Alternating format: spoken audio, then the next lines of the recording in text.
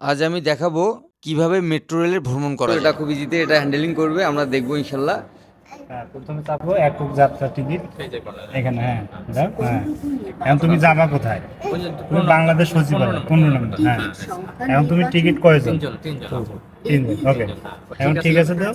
হ্যাঁ, তাহলে তোমার মোট টাকা হলো 270। এখন টাকা দাও, 100 করে দাও, ওই মেশিনে দাও, একটু ঢুকে দাও।